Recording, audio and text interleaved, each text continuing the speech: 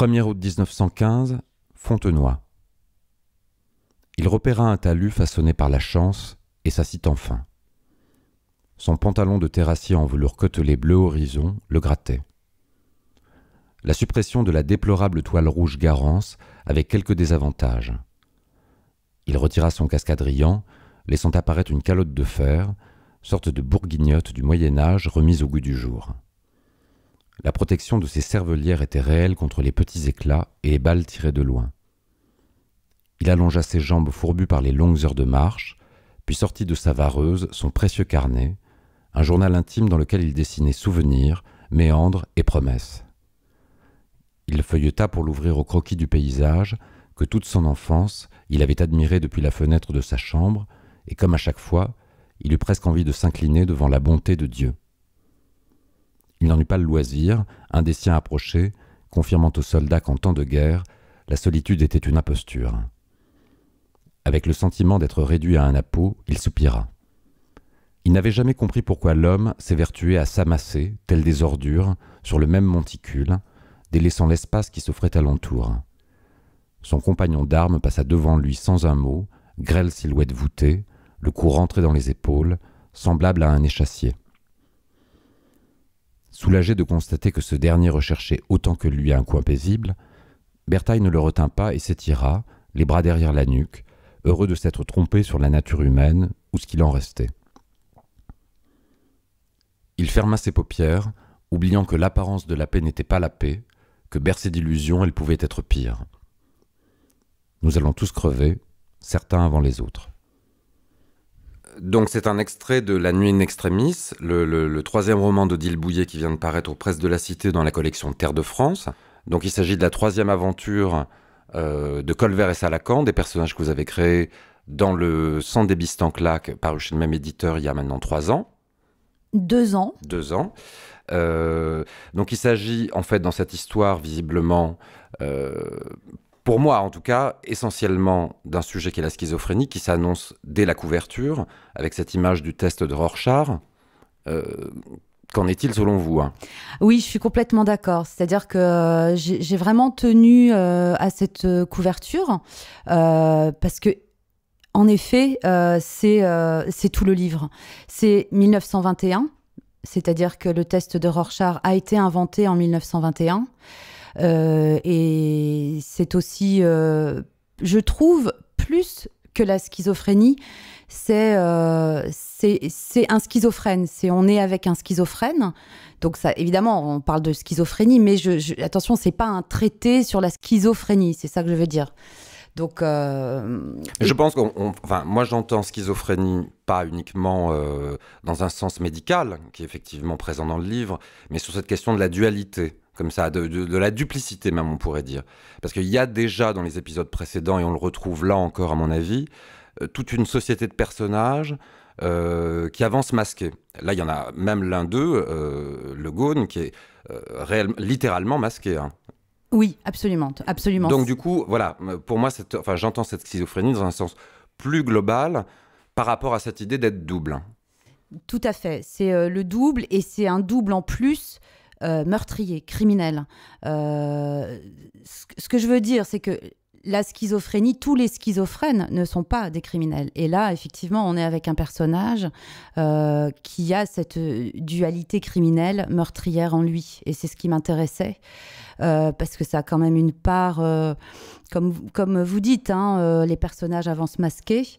Et le criminel, le premier, il y a une duplicité, il y a quelque chose qui nous échappe à nous, qui échappe au commissaire Colbert, hein, c'est sa 3e enquête, effectivement, qui échappe aussi à Anthelme, le criminel. Il y a des choses qui lui échappent de lui-même, hein. C'est ce que j'essaye, en tout cas, d'écrire, de raconter avec une histoire.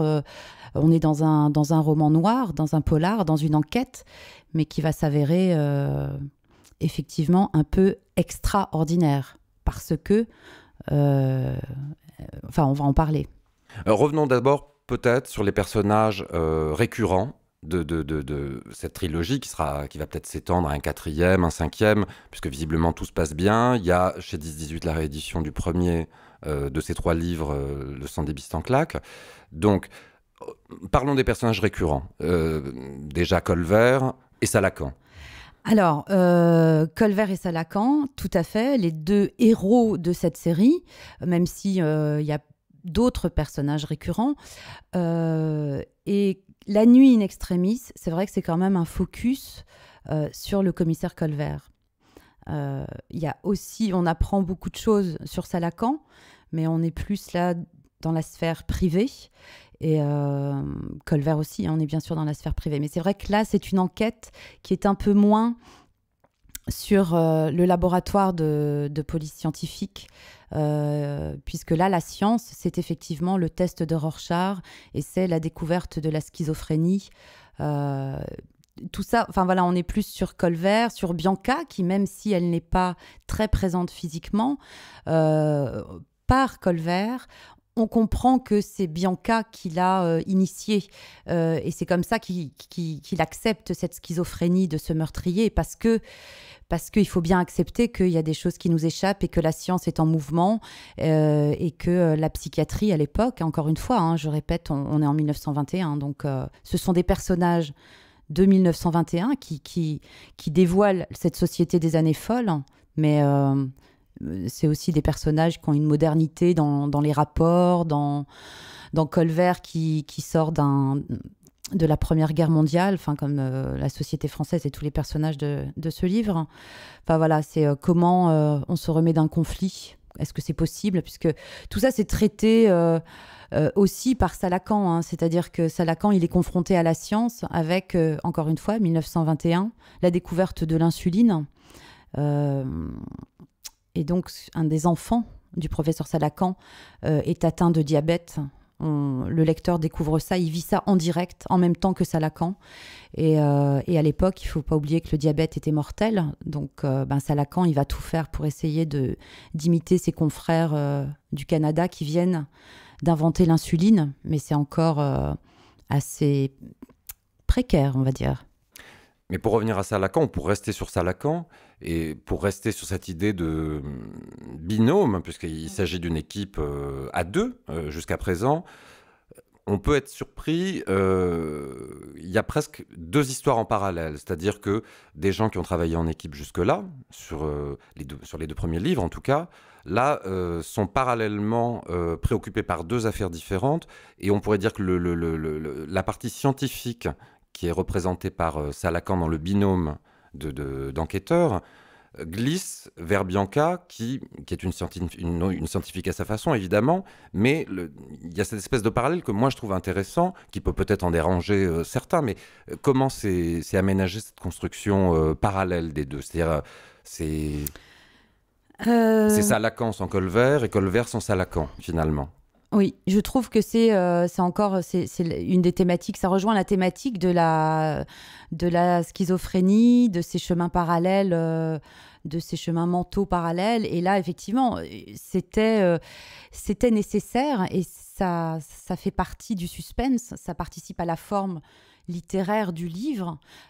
Comment mettre en scène, comment mettre en fiction cette dualité et cette séparation aussi, parfois, même quand on est dans une équipe, on reste solitaire. Et là, Salacan, il est face à lui-même, face à lui. Et Colvert aussi, il est face à lui, quoi. Alors, Colvert, il est face à son passé.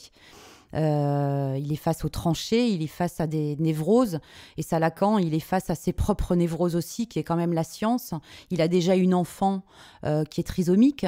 Et là, il se retrouve face... C'est à nouveau un déluge total dans sa vie personnelle, quoi, avec à nouveau la science qui s'invite chez lui à son domicile. Enfin voilà, et Colvert, lui, il est dans son enquête policière, il cherche la vérité dans le crime, enfin, et dans la vérité dans les victimes et tout ça. Sauf que là, tout lui échappe, et Salacan aussi, tout lui échappe, quoi.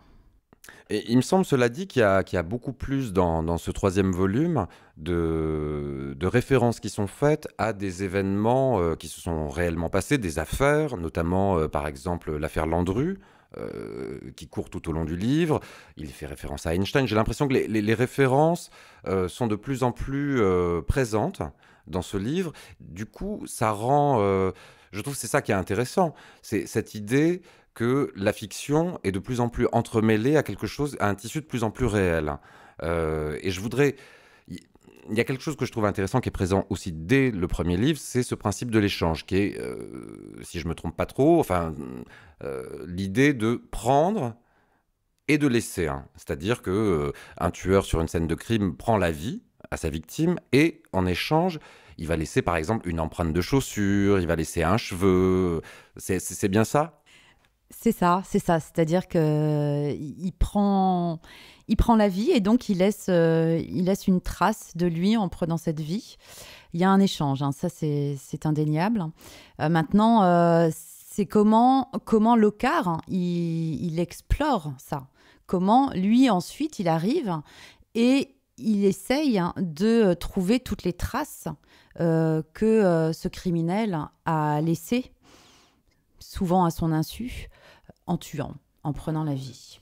Et pour étendre cette question à l'écriture, c'est là où je voulais en venir, est-ce que vous estimez que ce principe de l'échange s'applique à l'écrivain que vous êtes, par rapport à la question du réel et à la question de la fiction, à l'idée de prendre et de laisser ?